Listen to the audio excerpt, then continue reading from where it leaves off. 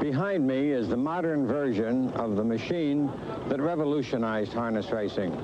It was invented in the late 1930s, perfected in the early 1940s, and first introduced at Roosevelt Raceway in New York in 1946 by inventor Steve Phillips. And since that time, it made possible the growth of harness racing into a major league modern sport.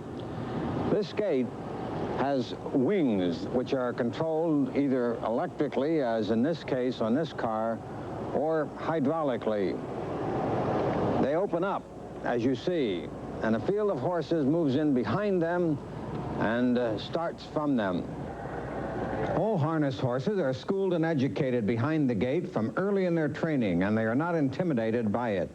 The starter faces them from his cockpit and controls all of the mechanisms of the car. The driver simply steers the car. He does so from the front, which is the interior of a standard sedan. He has an accelerator, but uses it only in emergencies. The starter actually controls the speed of the car, and he does so with a hand throttle that he operates from his cockpit. As the horses come to him, he controls that throttle and he controls the speed. And since he does, he also has a speedometer built into the cockpit to tell him how fast the gate is rolling. He has a microphone and a speaker to talk to the drivers of the horses.